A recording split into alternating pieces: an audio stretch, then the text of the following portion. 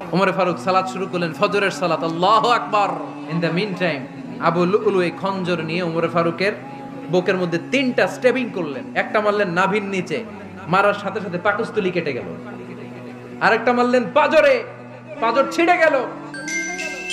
Islamic life, জীবন গড়ুন কোরআন সুন্নাহর আলোকে। আজকে আমরা সাইয়েদনা ওমরে ফারুকের বায়োগ্রাফি সম্পর্কে জানব।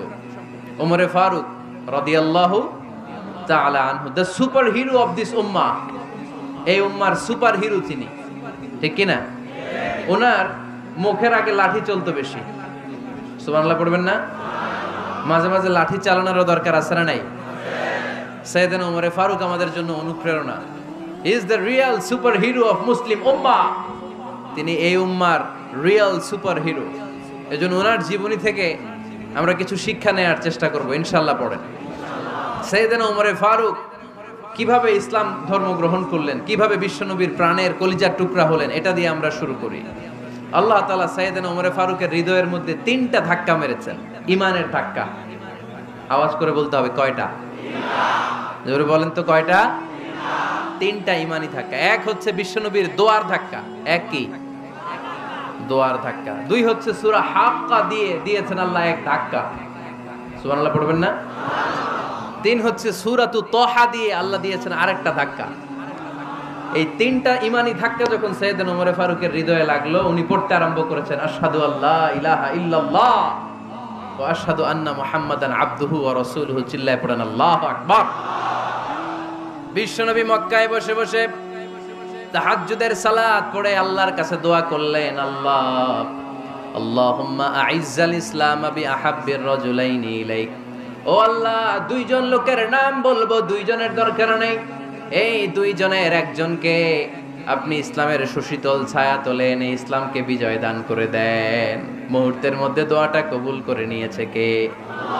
বিশ্বনবী বললেন, আল্লাহ 2 জনের নাম বলবো আজকের দোয়ায়। আবি জাহাল ইবনে হিশাম, হয়তো হিশামের বেটা আবু জাহেলকে আপনি ইসলামের ভিতরে নিয়ে আসেন, কিংবা ওমর ইবনুল খাত্তাব, খাত্তাবের বেটা ওমরকে আপনি ইসলামের ছায়া তলে নিয়ে আসেন। ওমরে ফারুকের জন্য দোয়াটা কবুল করে নিয়েছে কে? মক্কার যে অবস্থা, আল্লাহর হাবিব সাল্লাল্লাহু আলাইহি ওয়াসাল্লাম বুঝলেন মক্কার এই 2 জনের একজন যদি আমার সাথে না থাকে তাহলে মক্কায় দাওয়াতি কাজ চালিয়ে যাওয়া যাবে। আল্লাহরে বললেন, আল্লাহ বেশি চাই না, এই 2 জনের একজন, হয় আবু জাহেল নয় ওমর, হয় আবু জাহেল নয় ওমর। বিশ্বনবী যখন দোয়া করলেন, এই দোয়ার একটা ইমানি ধাক্কা, নুরানি ধাক্কা সাইয়েদনা ওমর ফারুকের হৃদয়কে স্পর্শ করে ফেলল। দোয়া ইজ লাইক এ মিসাইল। এই যে আমরা দোয়া করি, এটা মিসাইলের মতো। যুদ্ধে মিসাইল হামলা করে না? মিসাইল হামলা করার পরে এই মিসাইল লক্ষ্য বস্তুতে যে ভেদ করে, ঠিক কিনা? তেমনি দোয়ার মতো যদি আপনি দোয়া করতে পারেন, আপনি যেই জন্য দোয়া করেছেন ঠিক ওই জায়গায় যে আপনার দোয়া স্পর্শ করে। সুবহানাল্লাহ পড়বেন না? বিশ্বনবীর দোয়ার মাধ্যমে প্রথমে সাইয়েদনা ওমর ফারুকের হৃদয়ে এক ধাক্কা লাগলো। 2 নম্বরে রব্বুল আলামিন সূরাতুল হাক্কা দিয়ে ওমর ফারুকের হৃদয়ের মধ্যে দিলেন এক ধাক্কা। পড়েন আল্লাহু আকবার।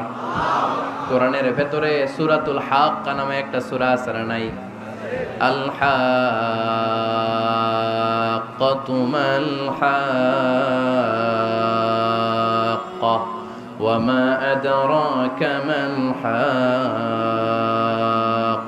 পড়েন আল্লাহু আকবার।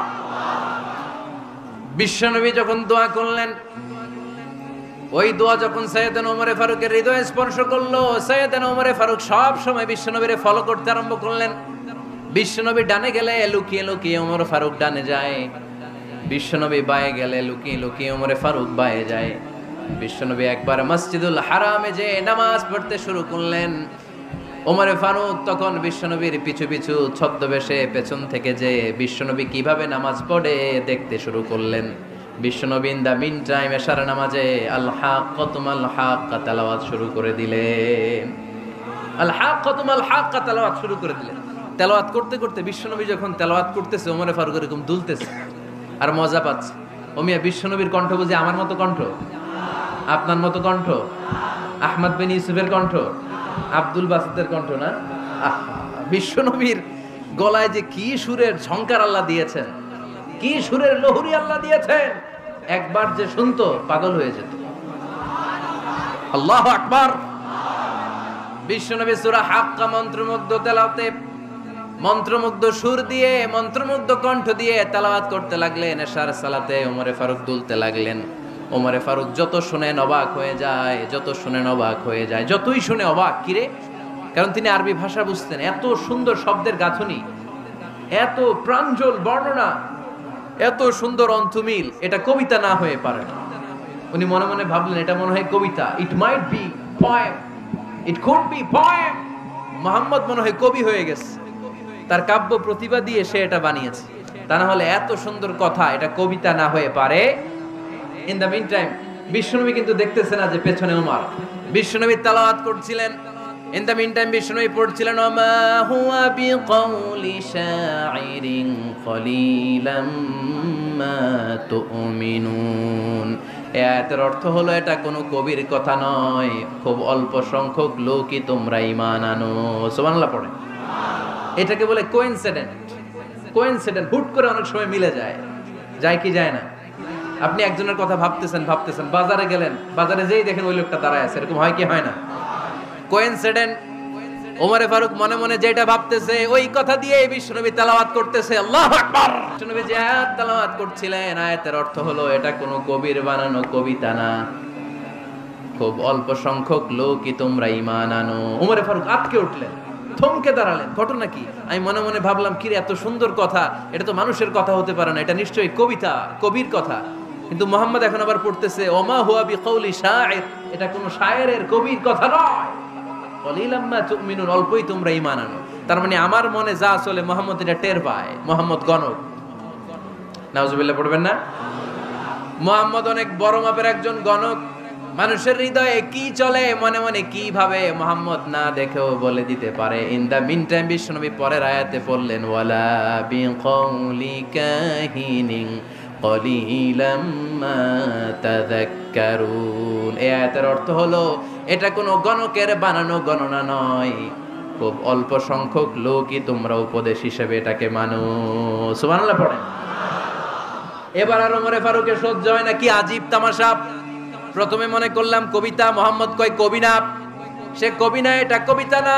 তারপর ভাবলাম সে গণক, সে আয়াত পরে পরে বলে দিল এটা গণনা নয়, তাহলে এটা কি? এটা কি কবিতাও না, গণনাও না, তাহলে এটা কি? বিশ্বনবী তখন বললেন তানজিলুম মির রাব্বিল আলামিন। সুবহানাল্লাহ পড়েন। পরের আয়াত ছিল তানজিলুম মির রাব্বিল আলামিন। এটা দুনিয়ার কোনো কবির বানানো কবিতা না, এটা কোনো গণকের গণনা না, এটা কোনো সাহিত্যিকের বানানো সাহিত্য নয়, এটা মহাবিশ্বের পরিচালক রব্বুল আলামিনের কাছ থেকে পাঠানো কিতাব কোরআন। সূরা হাক্কার ধাক্কায় ওমরে ফারুক কাইত। প্রথমে ধাক্কাটা লাগলো যে দোয়া। বিশ্বনবী তাহাজ্জুদে কেঁদে দোয়া করলেন, আল্লাহ হয় আবু জাহেলরে দিবা নাইলে ওমররে দিবা। ওই দোয়া ওমরে ফারুকের হৃদয়ে ছোঁয়া লেগেছে। এরপরে হাক্কা, সূরাতুল হাক্কা দিয়ে দিলে এক ধাক্কা। এই ধাক্কা খেয়ে উথাল পাথাল হৃদয়ের মধ্যে, হায় রে এ কি বাণী, এ কেমন কথা, কে মুহাম্মদ? তারপরও শয়তানের ওয়াসওয়াসা আছে না নাই? আল্লাহ বলে যতই ওয়াসওয়াসা ওমরকে দেয়া হোক, আমি ওমরে ফারুককে এই মুসলিম উম্মতের সেনাপতি বানিয়ে ছাড়বো, আমি সেনাপতি বানাবো। এবার 3 নাম্বার ডোজ। ডাক্তারের কাছে গেলে প্রথমে দেখবেন সিম্পল ডোজ দেয়, নরমাল ওষুধ, এটাতে কাজ না হলে ডোজ বাড়ায়, একেবারে কাজ না হলে অ্যান্টিবায়োটিক মারে, আছে না নাই? আল্লাহ প্রথমে দোয়ার ছোঁয়া লাগালেন, তারপর সূরা হাক্কা দিয়ে ধাক্কা মারলেন, এরপরে রব্বুল আলামিন বলেন এবার 3 নাম্বার ডোজ সূরা তহা দিয়ে আমি তোমার হৃদয়টারে উজালা বানায় দেব রে ওমর। শয়তান ওদিক দিয়ে ওয়াসওয়াসা, খেলা দুই দিক থেকে চলতেছে। আল্লাহ তাআলা হেদায়েতের রাস্তায় টানছে, শয়তান জাহান্নামের দিকে টানছে। ঘোষণা দেয়া হলো মক্কায়, মুহাম্মদের মাথা কেটে এনে দিলে এত এত স্বর্ণ মুদ্রা দেয়া হবে। ওমরে ফারুক রাজি হয়ে গেলেন, নাঙ্গা তলোয়ার নিয়ে বিশ্বনবীর মাথা কাটার জন্য ছুটলেন। নাউজুবিল্লাহ পড়বেন না? বনু জাহরা গোত্রের এক লোক বলে, আইনা ইয়া ওমর, কই যাও? মুহাম্মদের মাথা কাটতে যাই। আরে মুহাম্মদের মাথা কাটতে যাও? তোমার বোন ফাতিমা বিনতে খাত্তাব আর তোমার বোন জামাই সাঈদ কদ সাবা, এরা তো ধর্ম ত্যাগ করে ফেলছে, এটা তো আমাদের ধর্ম ত্যাগ করে মুহাম্মদের ফলোয়ার হয়ে গেছে। আগে ওমর ঘর সামলাও, পরে মুহাম্মাদের মাথা কাটতে যেও। ওমরে ফারুক অবাক হয়ে গেলেন, তলোয়ার নিয়ে বিশ্বনবীর দিকে না যেয়ে নিজের বাড়ির দিকে চলে গেলেন। বিশ্বনবীর আপন বোন ফাতেমা বিনতে খাত্তাব, বোন জামাই সাঈদ আর খাব্বাব রাদিয়াল্লাহু তাআলা আনহু তিনজন মিলে সূরা তাহা তেলাওয়াত করছিলেন। পড়েন সুবহানাল্লাহ। মক্কায় লুকিয়ে লুকিয়ে দাওয়াত হতো। খাব্বাব রাদিয়াল্লাহু তাআলা আনহু একটা চামড়ার ফলকের মধ্যে সূরা তাহার কয়েকটা আয়াত এনে ওমরে ফারুকের বোন আর বোন জামাইকে শিক্ষা দিচ্ছে, ট্রেনিং দিচ্ছে। সুবহানাল্লাহ পড়েন। লুকিয়ে লুকিয়ে ওমরে ফারুক যখন ঘরে চলে আসলেন, এরা তটস্থ হয়ে গেল। সাইয়েদনা খাব্বাব বিছানার তলায় লুকিয়ে গেলেন। ওমরে ফারুক বললেন, দরজা খোলো। ফাতেমা বিনতে খাত্তাব দরজা খোলার পরে নির্মম ভাবে সাইয়েদনা ওমর রাদিয়াল্লাহু তাআলা আনহু বোনের গায়ে আঘাত শুরু করে দিল।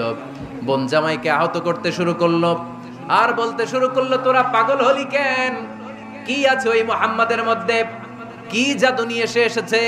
সে যাই বলে লোকজন পাগল হয়ে যায়, সবাই তার উপর কালিমা পড়ে ঈমান এনে ফেলে। কি এমন জিনিস তোদের কাছে আছে যেটা দেখে মুহাম্মদকে তোরা ভালোবাসলি? কি আছে? কি পড়তেছিলি আমারে দেখা। ফাতেমা বলে, ইন্নাকা রিজসুন লা ইয়ামাসসুহু ইল্লাল মুতাহহারুন। ও আমার ভাই ওমর, তুমি নাপাক। তুমি কি? লা ইয়ামাসসুহু ইল্লাল মুতাহহারুন, পবিত্রতা অর্জন না করে এই কোরআন ধরা যায় না। সুবহানাল্লাহ পড়েন। ওমরে ফারুক গোসল করে আসলেন, কারণ ধাক্কা তো আগে কয়েকটা খাইছে। কথা বুঝেন নাই বোধহয়? প্রথমে দোয়ার ধাক্কা, পরে কোন সূরা দিয়ে ধাক্কা? হাক্কা দিয়ে ধাক্কা। 3 নম্বরে এখন আরেকটা ধাক্কা খাবে। গোসল করে আসলেন। ফাতেমা বিনতে খাত্তাব বললেন, গোসল যখন করে এসেছেন, এই নেন। ওমরে ফারুক এবার চামড়ার কাপড়ের মধ্যে সূরা তাহার প্রথম আয়াতের দিকে নজর করলেন। নজর করেই কোরআনের প্রেমে পড়ে গেলেন। পড়েন সুবহানাল্লাহ। ওমরে ফারুক পড়তে আরম্ভ করলেন, তাহা মা আনজালনা আলাইকাল কুরআনা লিতাশকা ইল্লা তাযকিরাতান লিমান ইয়াখশা তানজিলাম মিম্মান খালাকাল আরদা ওয়াস সামাওয়াতিল উলা। সুবহানাল্লাহ পড়েন। উনি পড়তে আরম্ভ করলেন, তাহা মা আনজালনা আলাইকাল কুরআনা লিতাশকা, এই কোরআনকে আমি তোমাদের হতভাগ্য জাতি হিসেবে দুনিয়ায় থাকার জন্য পাঠাই নাই। এটা রব্বুল আলামিনের পক্ষ থেকে এসেছে। যারা রবকে ভয় করে তাদের জন্য আছে উপদেশ। যিনি আকাশ বানিয়েছেন, জমিন বানিয়েছেন, ওই আল্লাহ তাআলা নিজেই এই কোরআন পাঠিয়েছে। আওয়াজ করে পড়তে হবে, আল্লাহু আকবার। উনি খুব ভালো আরবি জানতেন। সূরা তাহা পড়ার পরে আর ধৈর্য ধারণ করতে পারে না। ওমরে ফারুক ছোট্ট বাচ্চার মতো কান্না শুরু করে দিলেন। আল্লাহু আকবার। সূরা তাহাটা হাতে নিয়ে, তলোয়ারটা হাতে নিয়ে বিশ্বনবীর দিকে ছুটতে আরম্ভ করলেন। আইনা মুহাম্মদ, কোথায় মুহাম্মদ? তোমরা আমাকে মুহাম্মাদের কাছে নিয়ে চলো। বিশ্বনবী তখন সাফা পাহাড়ের পাদদেশে দারুল আরকাম ইবনে আলকামের ঘরে লুকিয়ে লুকিয়ে কোরআনের দাওয়াত দিতেন। ওমরে ফারুককে পাগলের মতো ছুটে আসতে দেখে বিশ্বনবীর চাচা হামজা ইবনে আব্দুল মুত্তালিব বলল, নবী আপনি পালান। ওই যে খাত্তাবের বেটা ওমর আপনাকে অপমান করার জন্য, আক্রমণ করার জন্য তেড়ে এসেছে। সাহাবীরা বললেন, নবী আপনি পালিয়ে যান, আমরা সামাল দেব। বিশ্বনবী বললেন, না আমি পালাবো না, বরং তোমরা সরে যাও। ওমর ইবনুল খাত্তাবকে আমার দরবার পর্যন্ত আসতে দাও। আমার তো মনে হচ্ছে ওই যে তাহাজ্জুদের নামাজ শেষে চোখের পানি ছেড়ে যে আমি আল্লাহর কাছে দোয়া করেছি, আজকে আমার ওই দোয়াটা কবুল হতে শুরু করেছে। আমার তো মনে হচ্ছে আমার দোয়া কবুল হবে, আসতে দাও। ওমর ফারুক এসে বললেন, আশহাদু আল্লা ইলাহা ইল্লাল্লাহ ওয়া আশহাদু আন্না মুহাম্মাদান আবদুহু ওয়া রাসূলুহু, আমি সাক্ষ্য দিলাম আল্লাহ ছাড়া কোনো ইলাহা নাই, নিশ্চয় আপনি আল্লাহর প্রেরিত বান্দা এবং রাসূল। পড়েন সুবহানাল্লাহ। ওমর ফারুক যখন কালিমা শাহাদা পড়ে মুসলমান হয়ে বিশ্বনবীর হাতে হাত রাখলেন, মুসলিম সাহাবীদের মধ্যে খুশি আর আনন্দের বন্যা বয়ে গেল। মুসলিম হাতে গোনা সাহাবারা আল্লাহর প্রশংসা করলেন। বিশ্বনবী সাইয়েদনা ওমর ফারুককে জড়িয়ে ধরলেন। ওমর ফারুক আবার বিশ্বনবীরে বললেন, নবী গো, আলাসনা আলাল হক, আমরা কি সত্যের উপরে আছি নাকি আমরা ভুলের উপরে আছি? বিশ্বনবী বললেন, বালা নাহনু আলাল হক, আমরাই সত্যের উপরে আছি। সুবহানাল্লাহ পড়েন। আলাসনা আলাল হক, নবী আমরা কি সত্যের উপরে নাই? হ্যাঁ অবশ্যই ওমর তুমি সত্যের উপরে আছো। ওমরে ফারুক বললেন তাহলে ফাফিমাল ইখতিফা, তাহলে লুকায় লুকায় আর দাওয়াত দেব কেন? আমি তো কালিমা পড়ে ফেলছি, আসেন আমার সাথে বের হই। ফাফিমাল ইখতিফা, আর লুকায় লুকায় কেন? আসেন আমরা বাইরে বের হই। বিশ্বনবী বললেন ওমর এটা মাক্কি জীবন, এখানে আমরা একটু গোপনে গোপনে দাওয়াত দিতে চাই। ওমরে ফারুক বলে না, আমার দায়িত্ব, আমি একটা মিছিল দিতে চাই নবী। আল্লাহর নামের তাকবীর দিতে দিতে দারুল আরকাম থেকে শুরু করে মসজিদুল হারাম পর্যন্ত একটা মিছিল দিয়ে আমি মক্কা কাঁপাইয়া দেব। অনুমতি দেন। বিশ্বনবী দিতে চায় না। ওমর ফারুক অনেক বুঝানোর পরে স্বল্প পরিসরের একটা অনুমোদন পাওয়া গেল বিশ্বনবী সাল্লাল্লাহু আলাইহি ওয়াসাল্লামের কাছ থেকে। কিন্তু মিছিল যে দিবে, মিছিলের জন্য লোকের দরকার আছে না নাই? এখানে লোক নাই, আমি একাই মিছিল দিতেছি। এটা জমবে? মিছিল জমবে? খুঁজে উনি 11 জন মুসলিম সাহাবা পেলেন। কয়জন? ওমরে ফারুক বললেন 11 জনই সই। এই 11 জন নিয়েই আমি আল্লাহর নামের তাকবীর দিব। 2 লাইন করলেন। কয় লাইন? 2 লাইন। পেছনে 6 জন, আর এই লাইনের নেতা বানালেন বিশ্বনবীর চাচা হামজাকে রাদিয়াল্লাহু তাআলা আনহু। আর সামনে 5 জন, তার আগে দাঁড়ালেন উনি নিজেই। তাহলে 6 6 12। বললেন এই 2 লাইনই আমরা তাকবীর দিতে দিতে, বেশি না, এই দারুল আরকামের ঘর থেকে, আপনারা জানেন যে সাফা মারওয়া এখন যে সাই হয়, এই সাফার পাদদেশে ছিল দারুল আরকামের ঘর। উনি বললেন এখান থেকে ওই যে কাবার গিলাফ দেখা যায়, কাবার গিলাফ পর্যন্ত আমরা এই তাকবীর নিয়ে ওখানে যাব। সুবহানাল্লাহ পড়বেন না? ওখানে উনি দাঁড়িয়ে ছোট্ট একটা ভাষণ দিয়েছিলেন। উনি বলেছিলেন মান আরাদা আন তাসকুলা উম্মু ওয়া ইয়াতামা ওয়ালাদু ওয়া তারমিলা যাওজাতুহু ফালিয়াসুদ্দানি। খেয়াল করে শুনেন, কান দুইটা খরগোশের কানের মতো খাড়া করেন। উনি এক বাক্যের একটা ভাষণ দিলেন। ভাষণ দিতে জানলে বড় ভাষণ দেয়া লাগে না। এক বাক্যের ভাষণ দিয়ে গোটা বিশ্বকে ঝাঁকুনি মারা যায়। চিল্লায় বলো ঠিক কিনা? ওমরে ফারুক এক বাক্যের একটা ছোট্ট ভাষণ দিলেন। মান আরাদা আন তাসকুলা উম্মু, কে আছো মায়ের এই মক্কায়, কে আছো মায়ের বুক খালি করতে চাও? ইয়া আচামা ওয়ালাদু, কে আছো বাচ্চাগুলারে, নিজের সন্তানগুলোরে ইয়াতিম বানাতে চাও? কে আছো তারমিলা যাওজাতুহু, নিজের স্ত্রীকে বিধবা বানাতে চাও? ফালিয়া সুদ্দানি, বুকের পাটা থাকলে আমি ওমর রে থামাও। ফালিয়া সুদ্দানি, দেখি মক্কায় কার এত বড় বুকের পাটা। কে আছো মায়ের বুক খালি করতে চাও, সন্তান রে এতিম বানাতে চাও, স্ত্রীকে বিধবা বানাতে চাও? ফালিয়া সুদ্দানি, পারলে আমারে ঠেকাও। এই বলে উনি আল্লাহু আকবার, আল্লাহু আকবার, আল্লাহু আকবার বলে স্লোগান শুরু করে দিলেন। এক এক স্লোগানে মক্কার মরুজমিন থারথার করে কাঁপতে আরম্ভ করলেন। এই মিছিল মক্কার কেউ দেয় নাই। মিছিলের আওয়াজ শুনে আবু জাহেল বাইরিস, উতবা বাইরিস, শাইবা, ওয়ালিদ ইবনে মুগিরা সব বের হয়েছে। কিরে, আমার এলাকায় এত বড় স্লোগান, কার এত সাহস? বের হয়ে দেখে মিছিলের সামনে ওমর। ওমর রে দেখে দিছে এক দৌড়। কারণ ওমরে ফারুককে থামানোর মতো বাপের বেটা মক্কায় দ্বিতীয়টা কেউ ছিল না। আওয়াজ করে বলেন ঠিক কিনা? ওমরে ফারুক আল্লাহু আকবার, আল্লাহু আকবার বলে স্লোগান দিতে দিতে মসজিদুল হারামের ভেতরে ঢুকে গেল। কাবার গিলাফ ধরার পরে সেদিন মিছিল থেমেছে। ওই আল্লাহর নামের স্লোগান সেদিন কেউ থামাতে পারে নাই, কিয়ামত পর্যন্ত কেউ থামাতে পারবে না। চিল্লায় বলো ঠিক কিনা?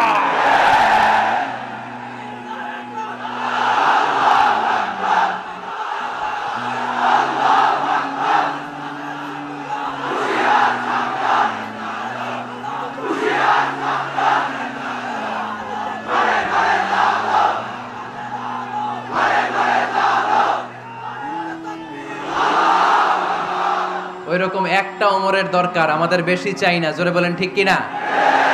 দাও খোদা দাও আমায় আবার ওমর দারাজ দিল, দাও খোদা দাও আমায় আবার ওমর দারাজ দিল, দাও আলীর মতো বীর সেনানি, আলীর মতো বীর সেনানি জাগাতে নিখিল, দাও খোদা দাও আমায় আবার ওমর দারাজ দিল। সুবহানাল্লাহ পড়েন। একটা ওমর লাগবে। চিল্লায় বলেন কয়টা? ওই ওমরের অপেক্ষায় বাংলাদেশ সহ গোটা মুসলিম উম্মাহ, ঠিক কি না?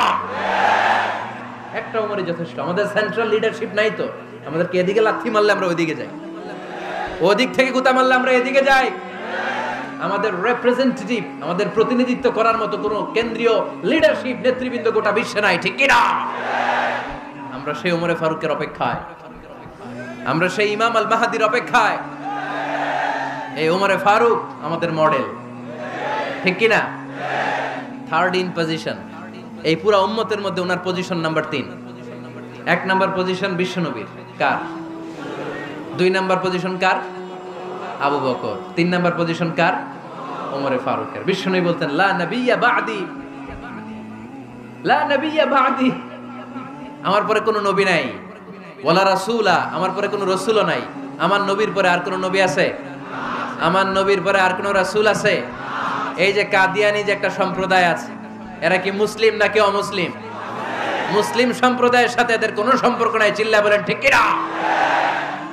এরা যদি মুসলমান হতে চায়, আমার নবী দ্য লাস্ট মেসেঞ্জার বিশ্বনবীকে খাতামুন নবী হিসেবে সংবাদ সম্মেলন করে গোটা বিশ্বকে জানাই দিতে হবে, তারপরে তাদেরকে আমরা মুসলিম হিসেবে স্বীকৃতি দিব, চিল্লা বলেন ঠিক কিনা? তা না হলে তারা কোন ধর্মের এটাকে জানাই দিতে হবে। No inferiority complex, no identity crisis. Identity ক্রাইসিসে থাকা যাবে না। আপনারা কোন ধর্মের এটা জানাই দেন। আপনারা বিশ্বনবীরও শেষ নবী মানবেন না, আবার মুসলিম বলেও নিজেদেরকে ট্যাগ লাগাতে চাইবেন। সাধারণ মুসলমানরা এটা এই ধোঁকাবাজি মানে না, চিল্লায় বলেন ঠিক কিনা? আমার নবীর পরে কোনো নবী নাই, আমার রাসূলের পরে কোনো রাসূল নাই, ঠিক কিনা? আল্লাহর হাবিব বলতেন লাউ কানা বা'দি নাবিয়্যুন লাকানা উমর, তবে আমার পরে যদি নবী হওয়ার যোগ্যতা কারো থাকে, আমার ওমরের ওই যোগ্যতা আছে। সুবহানাল্লাহ পড়েন। প্রভু তুমি বলেছো রাসূল দেবে না, বলনি দেবে না ওমর, বলনি দেবে না হামজা তারি, খালিদ বিজয় সমর। প্রভু তুমি বলেছো রাসূল দেবে না, বলনি দেবে না ওমর, বলনি দেবে না হামজা তারি, খালিদ বিজয় সমর। প্রভু তুমি বলেছো রাসূল দেবে না। সুবহানাল্লাহ পড়েন। এজন্য আমরা একটা ওমর চাই। কয়টা? বেশি লাগবে? নেতার মতো নেতা কয়টা লাগে? জোরে বলেন কয়টা? Enough, that's enough. ওমরে ফারুক আওয়ার সুপার হিরো। ওনার সাথে বিশ্বনবী সাল্লাল্লাহু আলাইহি ওয়াসাল্লামের মুসাহারার সম্পর্ক ছিল। ওমরে ফারুক যে বিশ্বনবীর শ্বশুর, এটা অনেকে জানেই না। ওমরে ফারুক রাদিয়াল্লাহু তাআলা আনহু বিশ্বনবীর শ্বশুর ছিলেন। এটা আজকে নতুন শুনছেন, কে কে হাত তোলেন। দেখছেন হুজুর? সঠিক বলছি না আমি? অনেকে আমরা জানি না। মাশাআল্লাহ, জানতে লজ্জা নাই, শিখতে লজ্জা নাই। লজ্জা হচ্ছে অজ্ঞতায় আর মূর্খতায়, ঠিক কি না? আমরা শিখতে রাজি আছি। যে কথা বলে আমরা তার ছাত্র। আমার আগে হুজুর কথা বলতেছিলেন, আমরা ছিলাম ছাত্র। এখন আমি কথা বলতেছি, এখন আমরা সবাই হয়ে গেছি ছাত্র, ঠিক কি না?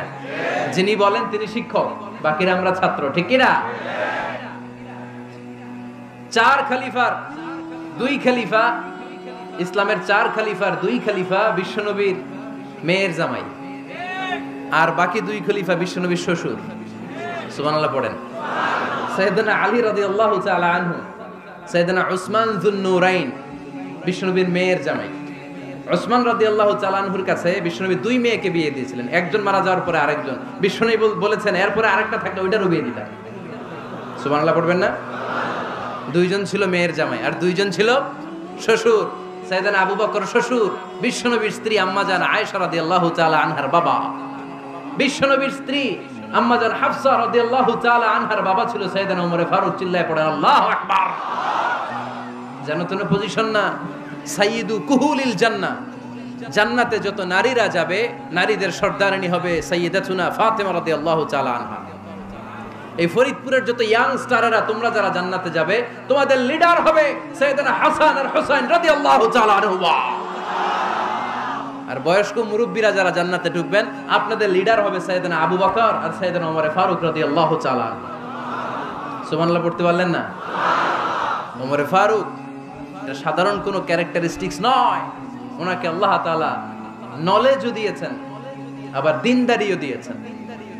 আমার দিনী ভাইয়েরা, খেয়াল রাখবেন, কোনো আলেমের মধ্যে বা কোনো নেতার মধ্যে যদি এই দুইটার সমন্বয় আপনি পান, যে তার জ্ঞানও আছে আবার দিনদারিও আছে, he belongs the knowledge and he belongs the তাকওয়া, সে গোটা বিশ্বকে জয় করে ফেলবে। ঠিক কি না? যার মধ্যে জ্ঞান আছে, যার মধ্যে তাকওয়া আছে, তারে কেউ থামায় রাখতে পারে? ওমরে ফারুককে এই দুই নেয়ামত দিয়ে ধন্য করেছে কে? সহিহ বুখারীর বর্ণনা, বিশ্বনবী সাহাবীদের সামনে একটা স্বপ্নের কথা বলছেন। বিশ্বনবী বললেন, আমি স্বপ্নে দেখলাম আমার আঙ্গুলের ফাঁকা থেকে দুধ বের হচ্ছে, আমি তৃপ্তি সহকারে দুধ খেলাম। খাওয়ার পরে দেখলাম আঙ্গুলের মধ্যে একটু দুধ লেগে আছে। আমার আঙ্গুলে অতিরিক্ত লেগে থাকা দুধটা আমি ওমরে ফারুকের মুখের মধ্যে লাগিয়ে দিলাম। সাহাবারা বললেন, ইয়া রাসূলুল্লাহ, ইয়া হাবিবাল্লাহ, মাযা আওয়ালতা বিহি, এই স্বপ্নের আপনি কি ব্যাখ্যা করলেন, আমরা তো বুঝলাম না। বিশ্বনবী বললেন, আওয়ালতু বিহি আল ইলম, আমি এই দুধ দিয়ে জ্ঞানের ব্যাখ্যা করেছি, কারণ ওমরকে আল্লাহ যেই জ্ঞান দিয়েছে গোটা বিশ্বের কাউকে এত জ্ঞান দেয় না। এজন্য স্বপ্নে যদি কেউ দেখেন যে আপনি দুধ খাচ্ছেন, তার মানে আল্লাহ তাআলা আপনার জ্ঞান বাড়ায় দিবেন। ওমরে ফারুককে দুধ খেয়ে অতিরিক্ত দুধের অংশটা বিশ্বনবী আবু বকর রাদিয়াল্লাহু তাআলা আনহুর মুখে দেন নাই, সাইয়েদনা উসমানের মুখে দেন নাই, আলী রাদিয়াল্লাহু তাআলা আনহুর মুখে দেন নাই। স্বপ্নে ওই অতিরিক্ত লেগে থাকা দুধটা বিশ্বনবী ওমরে ফারুকের ঠোঁটের মধ্যে লাগিয়ে দিয়েছেন। এই হাদিস থেকে প্রমাণ হয় আল্লাহ তাআলা জ্ঞানের নেয়ামতে সাইয়েদনা ওমরে ফারুককে ধন্য করেছেন। আবার বুখারীর বর্ণনা, বিশ্বনবী সাল্লাল্লাহু আলাইহি ওয়াসাল্লাম আরেকটা স্বপ্নের বর্ণনা দিচ্ছেন। তিনি বললেন, তোমাদের সবাইকে স্বপ্নে আমার সামনে দাঁড় করানো হলো। আমি দেখলাম তোমাদের কারো জুব্বা নাভি পর্যন্ত, কারো জুব্বা হাঁটু পর্যন্ত, কারো জুব্বা টাকনু পর্যন্ত।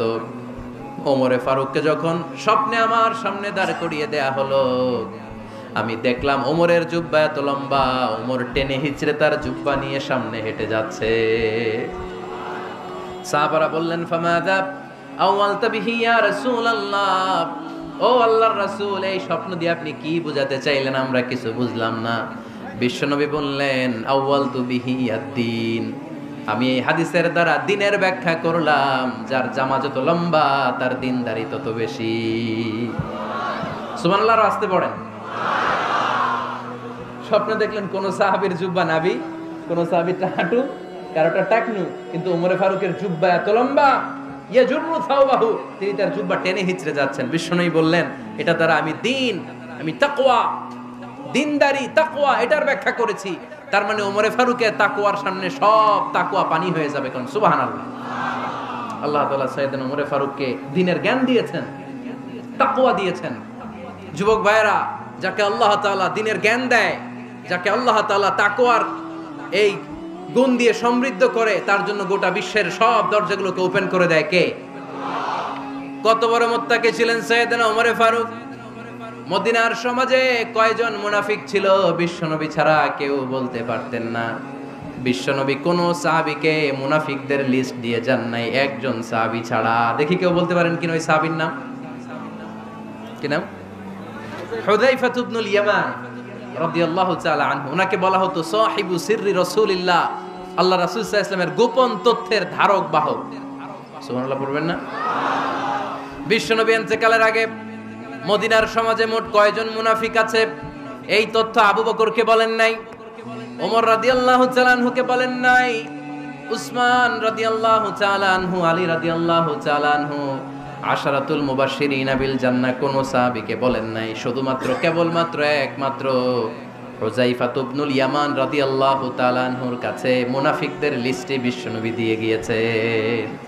সুবহানাল্লাহ পড়ে। মদিনায় কারা কারা মুনাফিক কেউ জানতো না, হুযায়ফা ছাড়া। কে ছাড়া? নামটা আজকে মুখস্থ করেন, যাতে অন্য কোনো ওয়াজে কেউ জিজ্ঞেস করলে বলতে পারেন। মুনাফিকদের লিস্ট যে সাহাবীর কাছে বিশ্বনবী দিয়ে গিয়েছিলেন, সাহাবীর নাম কি? নাম? নামটা কেমন লাগে? ভাল লাগে? অনেকে আমারে জিজ্ঞেস করে, হুজুর আমার ছেলে হবে আগামী মাসে, একটা নাম দেন। নাম দিয়ে দিলাম হুযায়ফা। যাদের হবে ছেলে, এলাকায় যাদের নেক্সট কয়েক মাসে ছেলে হবে, খালি হুযায়ফা চলবে। কি চলবে? ভাল লাগে? নামটা ভাল লাগে? রাইখেন, অনেক সুন্দর নাম। উনিই জানতেন মুনাফিক কারা। দেখেন ওমরে ফারুকের তাকওয়ার লেভেলটা কত হাই।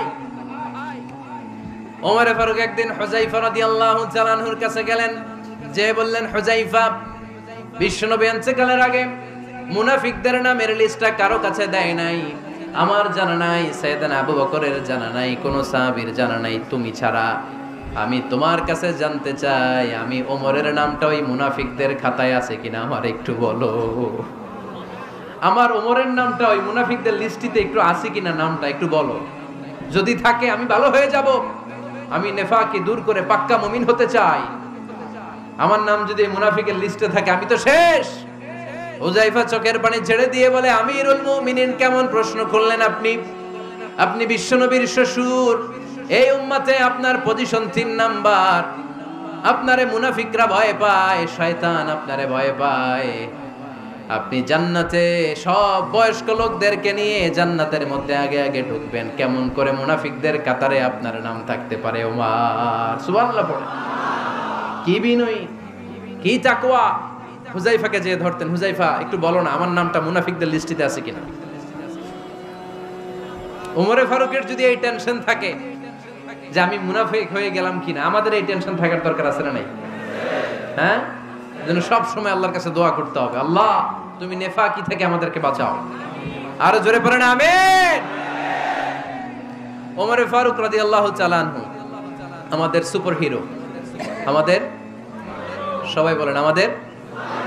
উনি কত বড় সুপার হিরো শুনেন। উনি জুমার খুতবা দিচ্ছেন। কি দিচ্ছেন? মসজিদে নববীতে খুতবার মাঝখানে হঠাৎ বললেন, ইয়া সারিয়াতাল জাবাল, ইয়া সারিয়াত ইবনে জানিমিল জাবাল। এই কথা বলেই আবার খুতবা দিতে শুরু করলেন। ওনার এই ইয়া সারিয়াত ইবনে জানিমিল জাবালের সাথে আগের কথারও কোনো মিল নাই, পরের কথারও কোনো মিল নাই। জুমার নামাজের পর মুসল্লি সাহাবারা ধরলেন, বললেন, ইয়া আমিরাল মুমিনিন। খুতবার মাঝখানে হঠাৎ করে ইয়া সারিয়াত ইবনে জালিমিল জাবাল বলে আপনি চিৎকার করলেন কেন? আপনার এই বাক্যের সাথে আপনার খুতবার আগের বাক্যের কোনো মিল নাই, আপনার খুতবার পরের বাক্যেরও কোনো মিল নাই। এই কথা আপনি কারে বললেন, কারে উদ্দেশ্য করে বললেন? এই কথার তাৎপর্য কি আমাদেরকে বুঝিয়ে বলেন। ওমরে ফারুক বললেন, আমি যখন খুতবা দিচ্ছি আমি দেখতে পেলাম ওই যে কয়েক মাস আগে আমি আমার মুসলিম সেনাবাহিনী পারস্যে আক্রমণের জন্য পাঠিয়েছি, বর্তমান ইরানের ওই বিশাল এলাকাতে পারস্যে আমি আমার ব্যাটালিয়ন পাঠিয়েছি। আমি হঠাৎ করে দেখতে পেলাম আমার মুসলিম বাহিনীর সেনাপতি যুদ্ধের এক পর্যায়ে তার ডানে আছে উপত্যকা, বায়ে আছে পাহাড়। সে পাহাড়ি রাস্তা ছেড়ে দিয়ে উপত্যকার দিকে যেতে শুরু করেছে।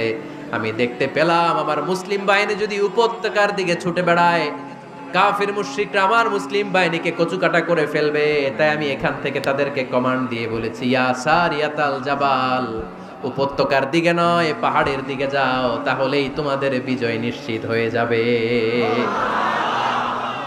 উপত্যকার দিকে যেও না, ইলাল জাবাল, ইলা সারিয়াতিল জাবাল, পাহাড়ের দিকে ছোট।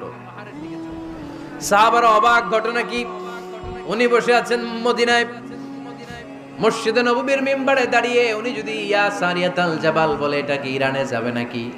ও মিয়া, তখনকার সময়ে বর্তমানের মতো মোবাইল ছিল নাকি? ইন্টারনেট ছিল নাকি? কিছু ছিল? খালি মুখে আমি যদি বলি ইয়া সারিয়াতাল জাবাল, এটা ইরানে যাবে, ইন্ডিয়া যাবে, ঢাকায় তো যাবে, ফরিদপুর শহরেই তো বসবে না, ঠিক কিনা? কিন্তু এটা আমিরুল মুমিনিন বিশ্বাসী সাহাবারা বিশ্বাস করে নিল। কিছু মুনাফিক ছিল, এরা কয় না ঝামেলাস, এটা তো সম্ভব না। এক কাজ করি, এই সেনাপতি যখন বিজয়ী বেশে মদিনায় ফিরে আসবে আর আমরা ধরব। এরা দিন গুনতে লাগলো, এই সেনাপতি মুসলিম বাহিনী নিয়ে পারস্য জয় করে কবে ফিরে আসবে। এই মুনাফিকের দলগুলো কখনো সেনাবাহিনীকে অভ্যর্থনা জানাতে যেত না, কিন্তু এইবার সবার আগে মদিনার উপকণ্ঠে যে সেনাপতিদেরকে অভ্যর্থনা জানানোর জন্য ফুল নিয়ে রেডি। ফুল নিয়ে দাঁড়ায় সেনাপতি ঢুকার সাথে সাথে ধরছে, এই সেনাপতি কোত্থেকে আসছে? কয় পারস্য জয় করে আসছি। কয় এমন এমন দিন, জুমার দিন দুপুর বেলা যুদ্ধের মাঝখানে আমিরুল মুমিনিনের কণ্ঠের কোন কথাবার্তা শুনছো নাকি? সেনাপতি অবাক, কয় তোমরা জানলা কেমনে? শুনছি তো। সুবহানাল্লাহ পড়বেন না? আমরা যুদ্ধে একটা ভয়ঙ্কর অবস্থার মধ্যে ছিলাম, পেছন থেকে শত্রু আমাদেরকে আক্রমণ করতে শুরু করে দিল। ডানে যাব না বায়ে যাব, সামনে যাব নাকি পেছনে যাব, রাস্তা খুঁজে পাচ্ছি না। ডান দিকে ছিল আমাদের উপত্যকার রাস্তা, বাঁ দিকে ছিল পাহাড়ি পথ, আমরা সোজা পথ হবে মনে করে উপত্যকার দিকে ছুটতে আরম্ভ করলাম। হঠাৎ করে আমিরুল মুমিনিনের কণ্ঠ বজ্র কণ্ঠে আমার কানের মধ্যে ভেসে আসলো। আমার মনে হলো আমিরুল মুমিনিন কেমন যেন আমাকে কমান্ড দিচ্ছেন আর বলছেন, ইয়া সারিয়াতাল জাবাল, ডান দিকে উপত্যকার পথে নয়, তাড়াতাড়ি পাহাড়ের দিকে সৈন্যবাহিনী নিয়ে উঠে যা। পাহাড়ের দিকে, ডানে না, this is wrong track and this is the right track. ওই দিন যদি ওমরে ফারুকের ওই গাইডলাইন, আমিরুল মুমিনিনের কমান্ড যদি আমি না শুনতাম, আজকে বিজয়ের বেশে ফিরতেও পারতাম না, আমাদের চেহারাও তোমরা দেখতে পেতে না। ওমরে ফারুকের ওই কমান্ড, ওই গাইডলাইন অদৃশ্য থেকে শোনার কারণে এই পারস্যের মধ্যে আমাদেরকে সেই যুদ্ধে বিজয় দান করেছে কে? দিস ইজ ওমরে ফারুক, দিস ইজ ওমরে ফারুক। বিশ্বনবী বলছেন, ওমর, মা লাকিয়াকা শাইতানু সালিকান ফাজ্জান ইল্লা সালাকা ফাজ্জান গায়রা ফাজ্জিক। ওমর, শয়তান ইবলিস যদি তোমার কোনো রাস্তা দিয়ে হাঁটতে দেখে, শয়তান ওই রাস্তা রেখে দিয়ে অন্য রাস্তা দিয়ে হাঁটে। সুবহানাল্লাহ বাড়িতে যায় বললেন। কে বলতেছে? বিশ্বনবী। কার ব্যাপারে? ওমরে ফারুকের ব্যাপারে। শয়তান যদি দেখে যে ওমরে ফারুক এই রাস্তা দিয়ে হাঁটতেছে, শয়তান ওই রাস্তা রেখে দিয়ে অন্য রাস্তা দিয়ে হাঁটে। সুবহানাল্লাহ পড়েন। রাত্রিবেলা আমরা আমাদের বাচ্চা ছেলে মেয়েদেরকে যখন খাওয়াই, বাচ্চারা খেতে চায় না, এরকম হয় আপনাদের ফরিদপুর এলাকায়? হ্যাঁ, এই এলাকায় হয় নাকি? খেতে চায় না বাচ্চারা, এই চকলেট দেখায়া, এই মিনা কার্টুন দেখায়া, এইটা সেইটা, এগুলো সেগুলো বলে, গল্প টল্প বলে ভুলায়া খাওয়ানো লাগে, তাই না? তারপরও খায় না। আমারও ছোট মেয়ে আছে, খেতে চায় না, এইটা সেইটা এমনি সেমনি খাওয়ানো লাগে। তো শেষে না পেরে মা বাবা বলতে বাধ্য হয়, ওই যে ভূত আসতেছে, ভূত, তাড়াতাড়ি তাড়াতাড়ি খাও, নাহলে যে ভূত ধরবে তোমার। ওই যে বাঘ আসতেছে, বাঘ, তাড়াতাড়ি খাইলে নাহলে বাঘে কামড়াবে। বলি না আমরা? আপনারা কি বলেন? ভূত। আর কি বলেন? হ্যাঁ হ্যাঁ, আচ্ছা, এক এক জায়গায় এক একটা আমরা বলি, ভূত আসবে, বাঘ খাবে, ভাল্লুক খাবে, তাড়াতাড়ি খাও। মদিনাতে যখন ওমরে ফারুক আমিরুল মুমিনিন, মদিনার মায়েরাও বাচ্চাদেরকে খাওয়াতে পারতো না, ছোট্ট মেয়েদেরকে খাওয়াতে পারতো না, খাওয়া নিয়ে যন্ত্রণা করতো। বাচ্চারা যখন মদিনায় খেতে চাইতো না রাত্রি বেলায়, মদিনার মায়েরা বলতো, তাড়াতাড়ি খাও, হা হুয়া ইয়াতি উমর, হা হুয়া ইয়াতি উমর, তাড়াতাড়ি খা, নাইলে ওই যে ওমর আসতেছে, Omar. This is our superhero সাইয়েদনা ওমরে ফারুক রাদিয়াল্লাহু তাআলা আনহু। শুধু শয়তানি ভয় পেত না, মুনাফিকরাও ভয় পেত, জমের মতো ভয়। শুধু তাই না, আমাদের আম্মাজান বিষ্ণু ইসা ইসলামের স্ত্রীরাও ওমরে ফারুককে ভয় পেতেন। সুবহানাল্লাহ কইবেন না? মাঝে মাঝে বিষ্ণু ইসা ইসলামের সাথে আম্মাজান আয়েশার ঝগড়া হতো, হতো না? আপনাদের ফ্যামিলিতে ঝগড়া হয়? হয় না? হয় না? কার কার দেখি? ওরে আল্লাহ, অনেক আল্লাহর ওলি আছে তো এই জায়গায়। ঝগড়া হয় না? কি কথা কয়, ঝগড়া হয় না বলে? বিশ্বনবীর ফ্যামিলিতে ঝগড়া হয়, আপনার ফ্যামিলিতে হয় না? মিষ্টি ঝগড়া। আর ও বিয়েই করে নাই।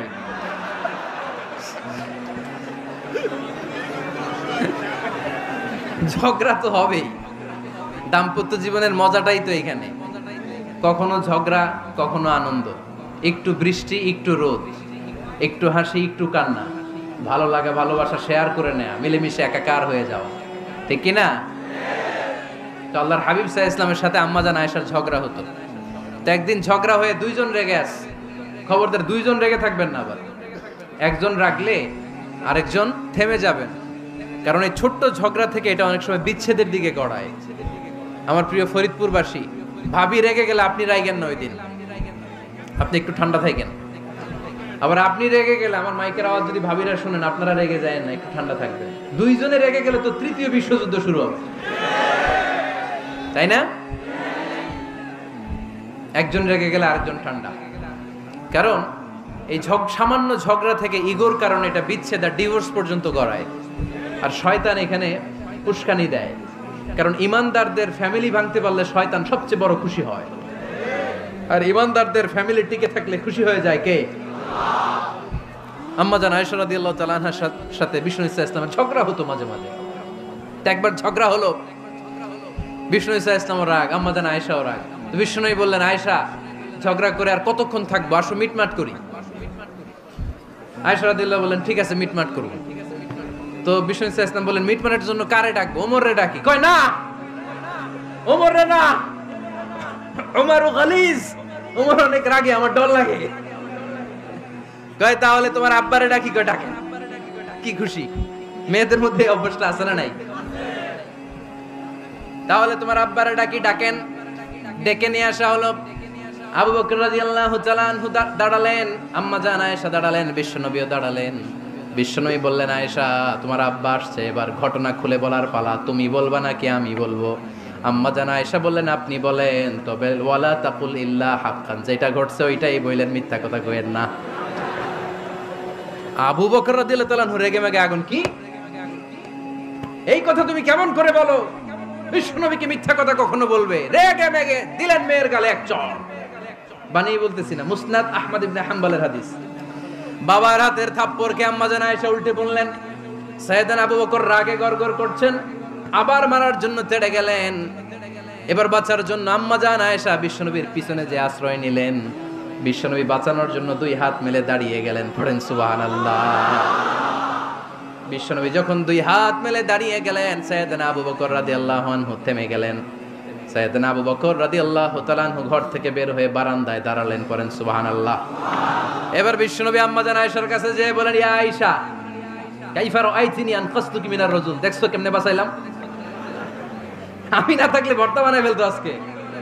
আমি বাঁচাইছি তোমারে, আমি আমার লগে ঝগড়া করো তুমি। লজ্জায় পড়ে আম্মা জান আয়েশা খিলখিল করে হেসে দিলেন, বিশ্বনবীও হেসে দিলেন। দুইজনের হাসির মধুর আওয়াজ শুনে সাইয়েদনা আবু বকর বাইরে থেকে অবাক, কিরে এতক্ষণ না ঝড় তুফান, এখন দেখি হাসি। সালাম দিয়ে অনুমতি নিয়ে ভিতরে ঢুকলেন। ঢুকে দেখেন আম্মা জান আয়েশাও হাসে, বিশ্বনবীও হাসে। এ হাসি দেখে আবু বকর রাদিয়াল্লাহু আনহু হেসে দিলেন। আরশের উপর থেকে খুশি হয়ে গেলেন কে? এবার সাইয়েদনা আবু বকর রাদিয়াল্লাহু তাআলা আনহু বললেন ইয়া রাসূলুল্লাহ আশরিকানি ফি সিলমিকুমা কামা আশরাকতুমানি ফি হারবিকুমা। ও নবী, যুদ্ধ লাগলে, দুইজন যুদ্ধ লাগলে মীমাংসার জন্য যেমনি আমারে ডাকেন, এরকম হাসি আর আনন্দের মুহূর্তেও আমারে একটু ডাইকেন। আশরিকানি ফি সিলমিকুমা কামা আশরাকতুমানি ফি হারবিকুমা। নবী, আপনাদের মধ্যে ঝগড়া লাগলে সন্ধি করার জন্য আমারে যেমনি ডাকেন, আপনাদের হাসি খুশি আনন্দ খুনসুটি এই মজাদার মুহূর্তগুলোতে আমারে বঞ্চিত রাখেন না, আমার একটু ডাইকেন। সুবহানাল্লাহ পড়েন। এই মুসনাদে আহমদ ইবনে হাম্বলের হাদিস শোনার উদ্দেশ্য হচ্ছে, বিশ্বনবী প্রথমে ওমরে ফারুকের নাম বলেছিলেন। সাইয়েদনা আয়েশা বলে না, আমি ডরাই। হাইবাত, দিস ইজ কল্ড হাইবাত ওমর। একবার বিশ্বনবীর সব বিবিরা ধরলেন, ও নবী আমাদেরকে এটা দেন, ওইটা দেন, ঘরে এটা নাই, ওইটা নাই, ওইটা নাই। বিশ্বনবীকে আমার কাছে কিচ্ছু নাই, যদি এমনি আমার বউ হয়ে থাকতে চাও থাকো, তাহলে যা, তা না হলে যা লাগবে কিনে দেব, সাথে সাথে তালাকও দিয়ে দিব। কিছু দিতে পারবো না, আমার নাই তো, সামর্থ্য নাই। কিন্তু বিবিরাও ছাড়ে না, এটা দেন ওইটা দেন। বিশ্বনবী রহমতের নবী, বিবিদেরকে বুঝাতেও পারেন না। বিবিরা আবদার করতেছে নবী এটা লাগবে ওইটা লাগবে। ইন দ্য মিন টাইম বিশ্বনবী একজনের সালাম শুনতে পেলেন। কে যেন দরজায় দাঁড়িয়ে বলতেছে আসসালামু আলাইকুম। বিশ্বনবী দরজার দিকে তাকালেন, তাকিয়ে বললেন ওয়া আলাইকুমুস সালাম। আর বুঝতে পারলেন এটা আমার ওমরের সালাম। সালাম দেওয়ার পরে বিবিদের দিকে তাকায় দেখে একজন বিবিও নাই, সব অন্দরমহলের ভিতরে দৌড়। সুবহানাল্লাহ পড়তে পারলেন না? This is our super hero Omar.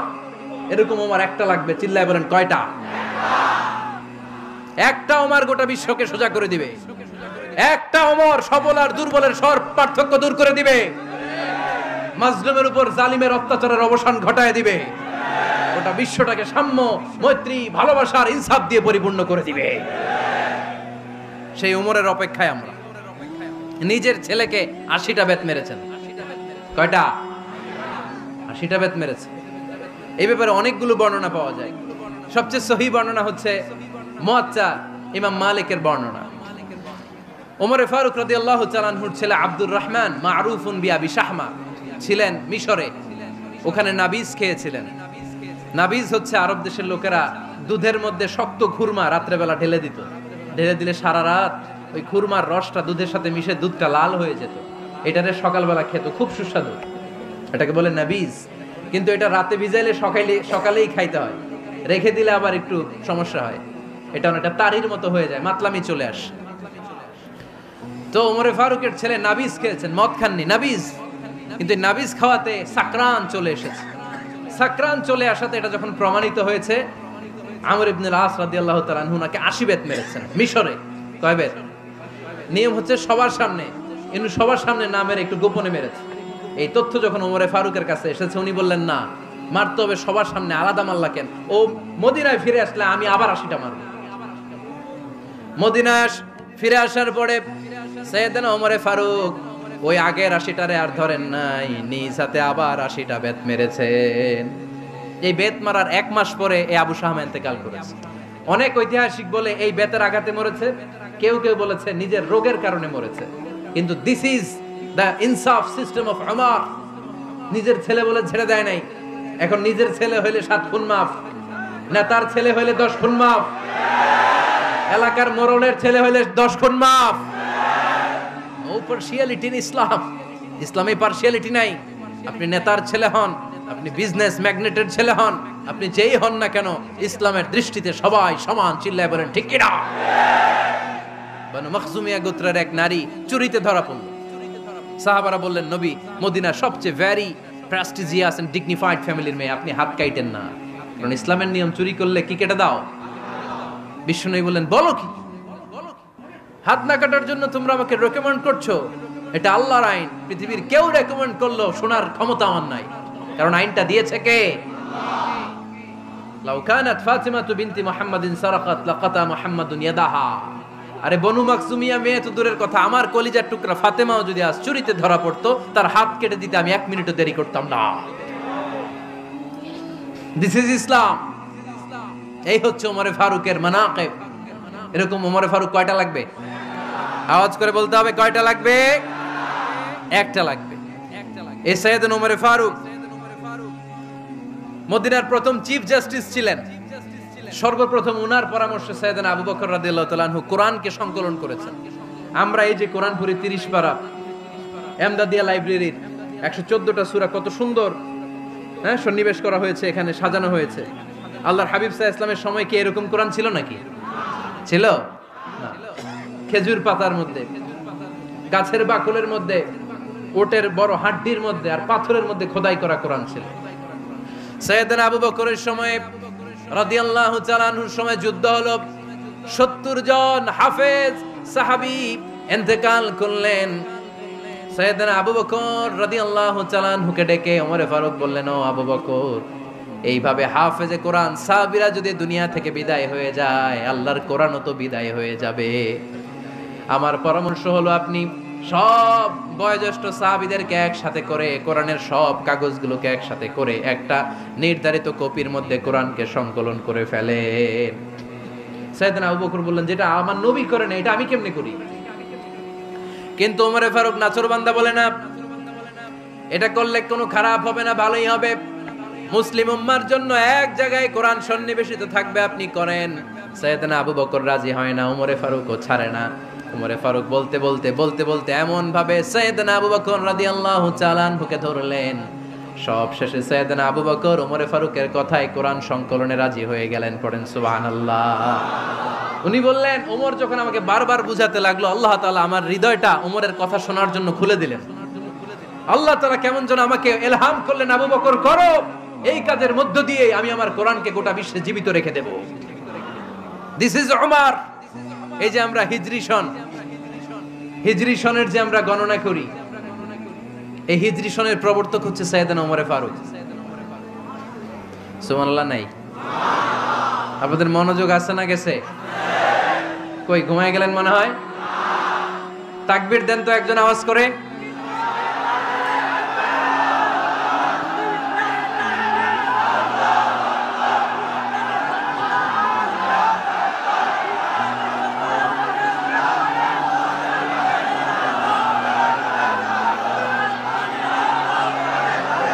মাশাআল্লাহ, মাশাআল্লাহ। বসেন বসেন, এখনই শেষ করে দেব কিছু সময়ের মধ্যে। আমরা একসাথে বিদায় নিব ইনশাআল্লাহ। ওঠা বসা করবেন না, ওঠা বসা করবেন না, বসেন। সাইয়েদনা ওমরে ফারুক এই হিজরি সনের গণনা শুরু করেছেন। সাহাবারা বলল, আমিরুল মুমিনিন, খ্রিস্টানদের ঈসাই সন আছে, আমাদের মুসলমানদের কোনো সন নাই। আমাদের একটা সন থাকলে আমাদের জিজিয়া নিতে, আমাদের যাকাতের টাকা উত্তোলন করতে অনেক সুবিধা হবে। ওমর ফারুক বললেন, তাহলে কোন সালকে হিজরি, কোন সালকে মুসলিম সাল হিসেবে আমরা ঘোষণা দিতে পারি? একজন বলল, আমার নবী যেই সালে জন্মগ্রহণ করেছেন ওই সালে। ওমর ফারুক বললেন, না, আমার নবীর জন্ম আমাদের জন্য খুশির দিন, কিন্তু এটা আমাদের জন্য প্রেরণা নয়। প্রেরণা নবীর কাজে, ঠিক কিনা? আরো কিছু সাহাবারা বলল, তাহলে যেই সালে আমার নবী ইন্তেকাল করেছে ওইটারে প্রথম সাল ধরেন। ওমর ফারুক বললেন, না, যেদিন তিনি ইন্তেকাল করেছেন এটা আমাদের দুঃখের দিন, এটা আমাদের প্রেরণা নয়। আমাদের প্রেরণা হচ্ছে বিশ্বনবীর ত্যাগ, তিতিক্ষা আর কাজের মধ্য দিয়ে। জোরে কোন ঠিক কিনা? ওমর ফারুক বললেন, যেদিন বিশ্বনবী ইসলাম রক্ষায় নিজের মাতৃভূমি ছেড়ে মক্কা থেকে মদিনায় গিয়েছেন ওই দিনটাকে হিজরি প্রথম দিন ধরে আমরা হিজরি সাল গণনা করে শুরু করে দেব। ওইটাই হচ্ছে হিজরি সন। সেখান থেকে হিজরি সনের প্রবর্তন করেছেন সাইয়েদনা ওমর ফারুক রাদিয়াল্লাহু তাআলা আনহু। এই যে স্টেট গভর্নমেন্ট, এই যে প্রিজন, জেলখানা, ক্যান্টনমেন্ট, সচিবালয়, গণভবন, বঙ্গভবন, মুক্তিযোদ্ধাদের ভাতা, রাষ্ট্রীয় ভাতা, এই সব নিয়ম কানুন সাইয়েদনা ওমর ফারুক তার রাষ্ট্রীয় আমলে তিনি নিজে করেছেন। চিল্লায় পড়েন আল্লাহু আকবার। মুসলমানদের আলাদা কারেন্সি, নিজস্ব মুদ্রা ব্যবস্থা নিজে চালু করেছেন। সৈনিকদের মধ্যে যারা বিবাহিত প্রতি 6 মাস অন্তর অন্তর 1 মাসের ছুটি কাটাতে তারা ফিরে আসবে, সাইয়েদনা ওমর ফারুক চালু করেছেন। চিল্লায় আওয়াজ করে পড়েন আল্লাহু আকবার। এই যে আমরা 20 রাকাত সালাতুত তারাবি পড়ি রমাদানে, পড়েন না আপনারা? এটা সাইয়েদনা ওমর ফারুক চালু করেছে। সুবহানাল্লাহ পড়তে পারলেন না? কোরআনে মোট 22টা আয়াত আছে যেখানে সাহাবারা ইনডিসিশনে ভুগছিলেন। বিশ্বনবীর মত একটা, ওমর ফারুকের মত আর একটা। এই 22 জায়গায় আল্লাহ তাআলা বিশ্বনবীর মতের পক্ষে আয়াত নাজিল না করে ওমর ফারুকের মতের পক্ষে কোরআনের আয়াত নাজিল করেছেন। আওয়াজ করে পড়েন আল্লাহু আকবার। এদিকে উঠলেন কেন আপনারা? যারা উঠছেন আমার দিকে তাকান।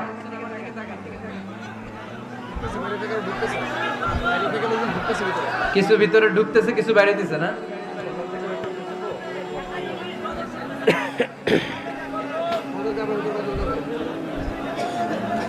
সাইয়েদনা ওমর ফারুক, আমরা সাহাবীদের জীবন চরিত পড়তে চাই না, কত যে অনুপ্রেরণামূলক দৃষ্টান্ত সাইয়েদনা ওমর ফারুক আমাদের জন্য রেখে গিয়েছেন। ওমর ফারুক যখন খলিফা, দিনের বেলায় যদি রাষ্ট্রে কোনো নিয়ম জারি করতেন, দিনের বেলায় জনগণকে কোনো বিষয়ে যদি নিষেধ করতেন, রাত্রে বেলায় খাওয়ার সময় ফ্যামিলি মেম্বারদের সবাইকে বলতেন, এই দিনের বেলা আমি জনগণকে এই কাজ করতে নিষেধ করেছি, তোমরা আমার ফ্যামিলি মেম্বার, খবরদার তোমরা এই কাজ করো না। জনগণ করলে যতটুকু শাস্তি, তোরা করলে পাবি ডবল শাস্তি। সুবহানাল্লাহ কইবেন না? আমাদের নেতারা ওই বাড়ির বিচার করে, ওই বাড়ির মাইয়ার বিচার, ওই বাড়ির পোলার বিচার। নিজের পোলা গাঞ্জা টানে, আছে না নাই? নিজের মেয়ে অপরাধ করে, আছে না নাই? কি নেতা ছিলেন ওমর ফারুক! আগে নিজের ঘর সামলিয়েছেন, আগে নিজেকে সামলিয়েছেন, নিজের ঘর ঠিক করেছেন। বলেছেন জনগণ করলে যত বেদ, তোরা করলে double Veda. This is call leader, ঠিক কি না? এক বাবা এসে বললেন, ওমর ফারুক আমার ছেলে কথা শোনে না, বেয়াদব। ওমর ফারুক ছেলেরে ডাকলেন, বাবা তুমি তোমার আব্বাজানের কথা শোনো না, এটা তো কবিরা গুনাহ। ছেলে বলে, ওমর ফারুক সব দায় দায়িত্ব আল্লাহ ছেলে মেয়েদেরকে দিয়েছে, বাবা মাকে কোনো দায়িত্ব দেয় নাই। ওমর ফারুক বললেন, অবশ্যই দায়িত্ব দিয়েছে। তাহলে বলেন আমার বাবার দায়িত্ব কি? উনি বললেন, প্রাইমারিলি প্রথমত 3 দায়িত্ব। আইয়ান তাকিয়া উম্মা, পৃথিবীর প্রতিটি বাবার উচিত ছেলেদের মেয়েদের জন্য ভালো মায়ের ব্যবস্থা করা। 2 নম্বরে আইয়ুহসিনা ইসমা, সুন্দর তার একটা নাম রেখে দেয়া। 3 নাম্বার ইউআল্লিমাহুল কিতাব, তার আল্লাহর কিতাব শিক্ষা দেওয়া। এবার ছেলেকে আমার আব্বা 3টার একটাও করে নাই।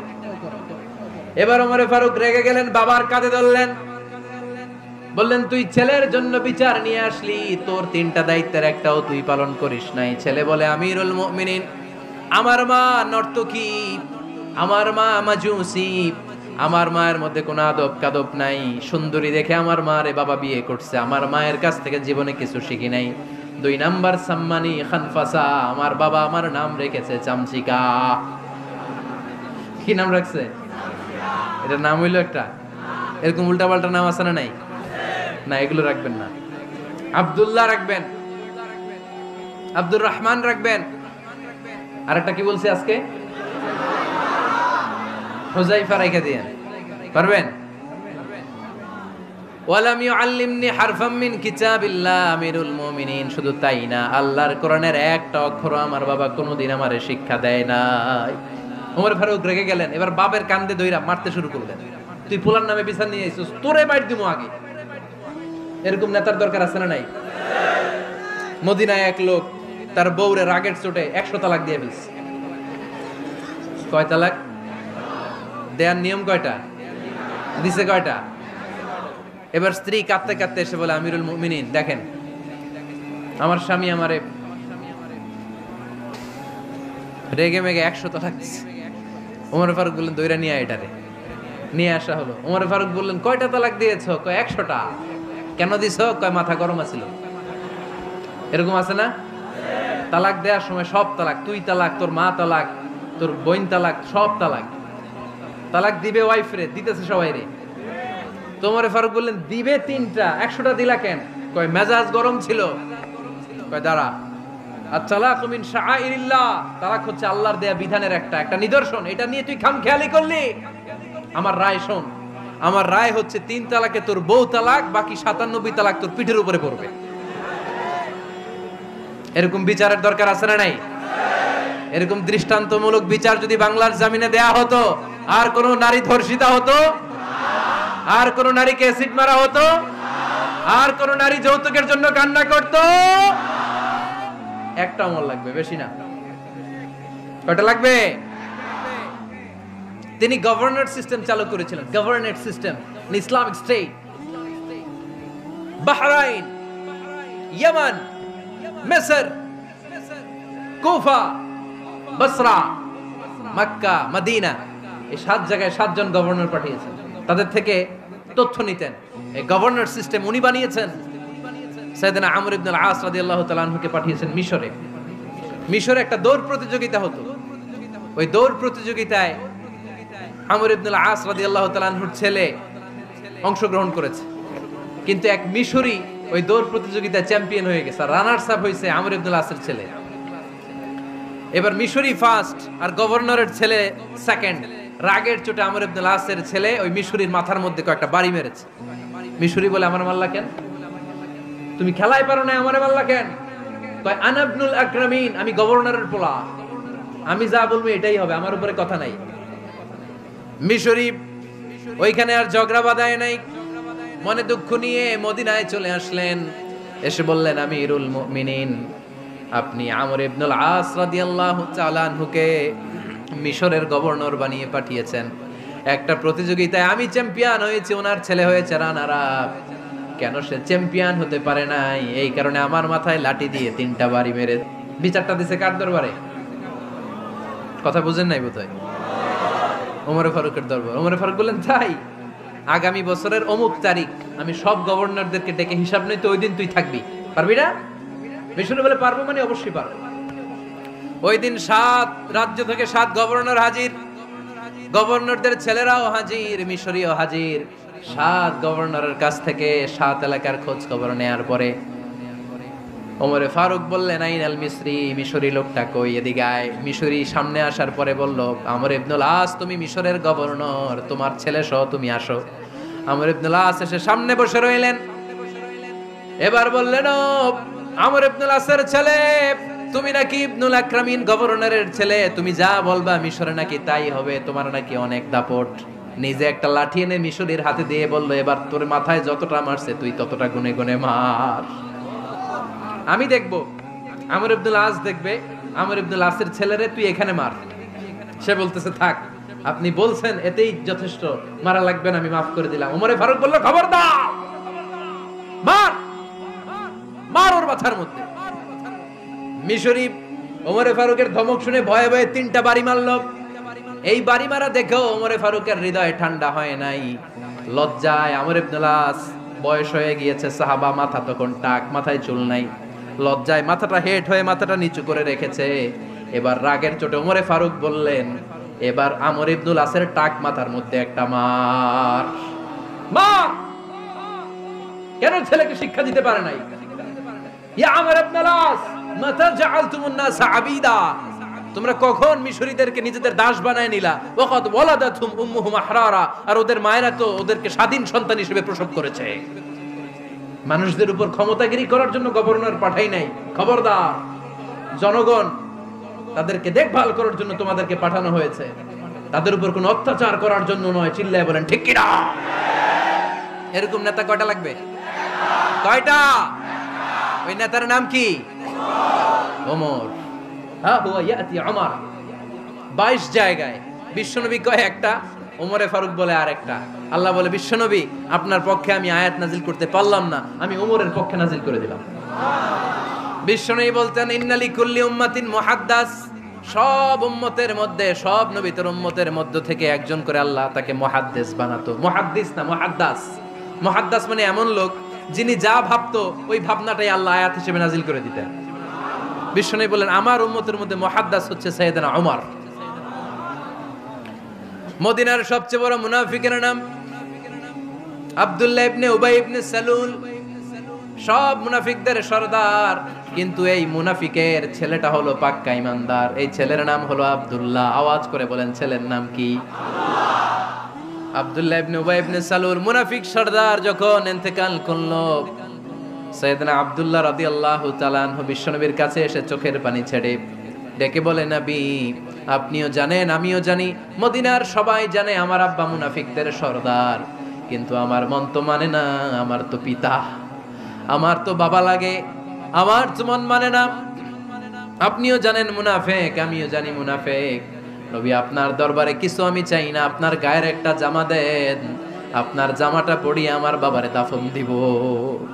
এর উসিলায় যদি আমার আব্বারে আল্লাহ মাফ করে দেয়, দয়ার নবী মায়ের নবী জামা খুলে দিয়ে দিলেন। পড়েন সুবহানাল্লাহ।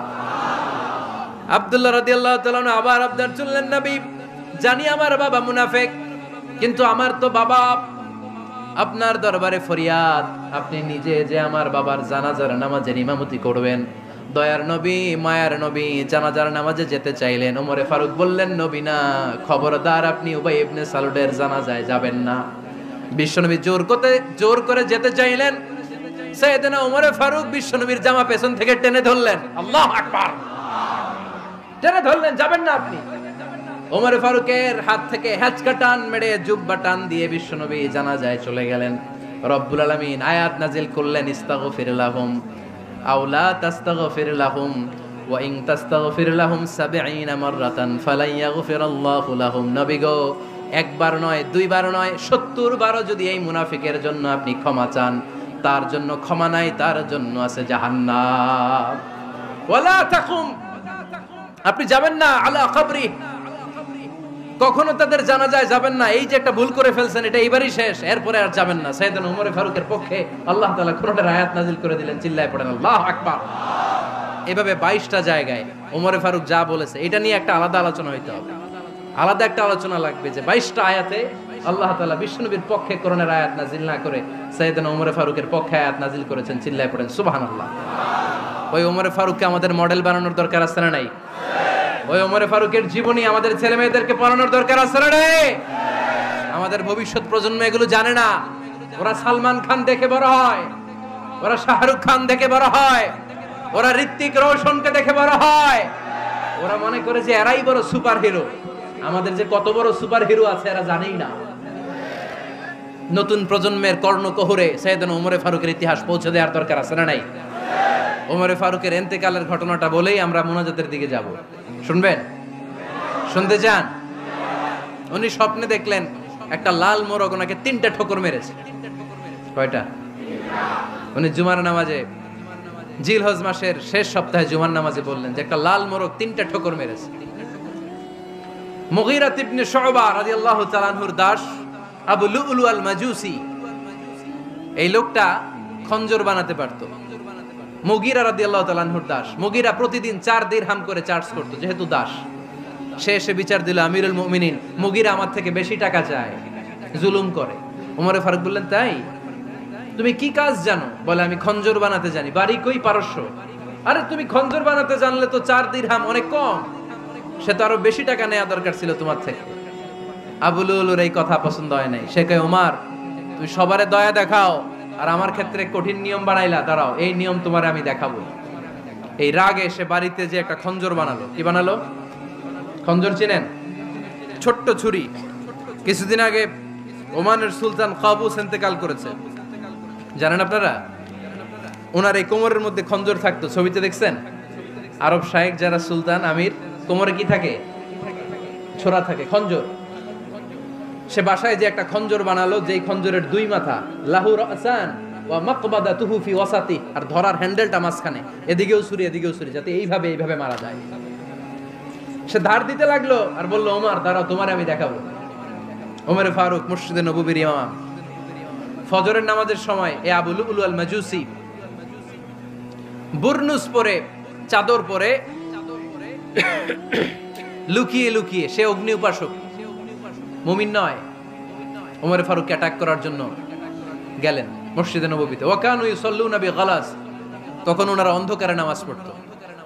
নামাজের সময় যখন হলো, লুকিয়ে লুকিয়ে প্রথম কাতারে ওমরে ফারুকের পিছনে মুয়াজ্জিনের পাশেই দাঁড়ালেন, হাতে খঞ্জর। ইকামত হলো, ওমরে ফারুক সালাত শুরু করলেন, ফজরের সালাত, আল্লাহু আকবার। নামাজ শুরু করলেন, সূরা ফাতিহা বললেন। আরেকটা সূরা যখন পড়তে যাবেন, in the mean time Abu Lulu এই খঞ্জর নিয়ে ওমরে ফারুকের বুকের মধ্যে 3টা স্টেবিং করলেন। একটা মারলেন নাভির নিচে, মারার সাথে সাথে পাকস্থলী কেটে গেল। আরেকটা মারলেন পাজরে, পাজর ছিঁড়ে গেল। 3টা মারার পরে ওমরে ফারুক বললেন, কাতালানি আল কাল, এক কুকুর আমাকে মেরে ফেলেছে। পেছন থেকে এক সাহাবীকে টান মেরে সামনের দিকে নিয়ে গেলেন, তুমি নামাজের ইমামতি করাও। আর ওমরে ফারুককে বাকিরা ধরাধরি করে পেছনে নিতে আরম্ভ করলেন। আর এই আত্মাই আক্রমণ যে করেছে, সে কাতারের মাঝখান দিয়ে যেতে আরম্ভ করলো, আর দুই দিকে ছুরি মারতে আরম্ভ করলো। 13 জন সাহাবীর গায়ে ছুরি মেরেছে, 7 জন সাহাবা স্পট ডেথ, জায়গায় মৃত্যু। এই ভয়ঙ্কর অবস্থা দেখে এক সাহাবী বুরনুস, এক ধরনের জুব্বা আছে মাথাওয়ালা, অনেকে জ্যাকেট পরছেন না এরকম মাথাওয়ালা, লম্বা জুব্বা আছে, আরবরা শীতে পরে মাথাওয়ালা, এই মাথাওয়ালা জুব্বা বের করে এক সাহাবী জালের মতো তার দিকে উড়ায় মারলো।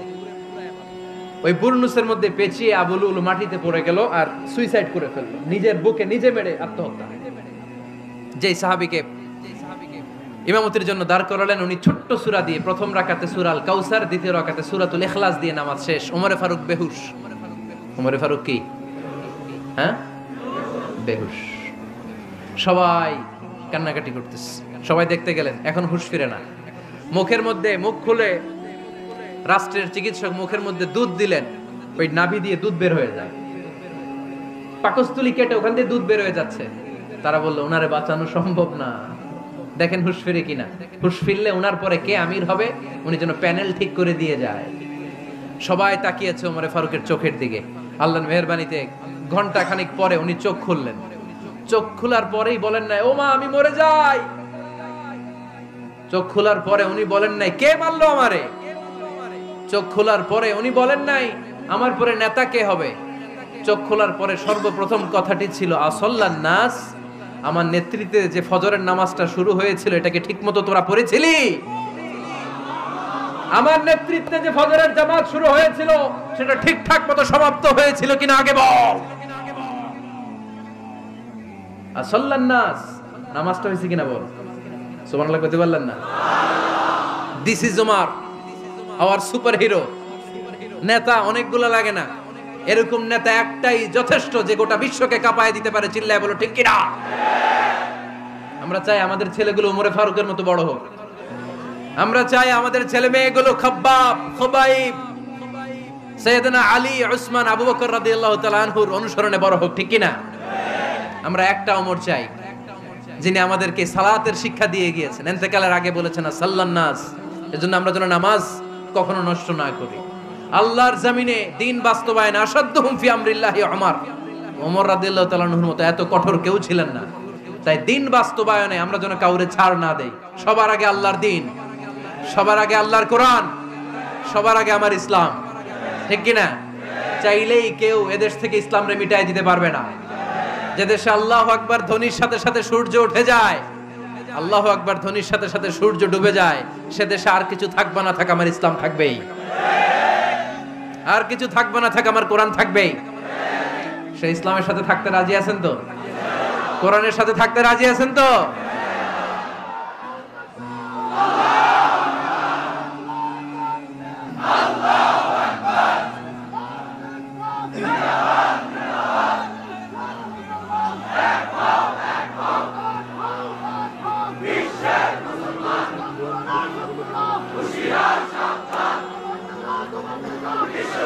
আল্লাহ আমাদের সবাইকে কবুল আর মঞ্জুর করে নেক, আমরা পড়ি আমিন।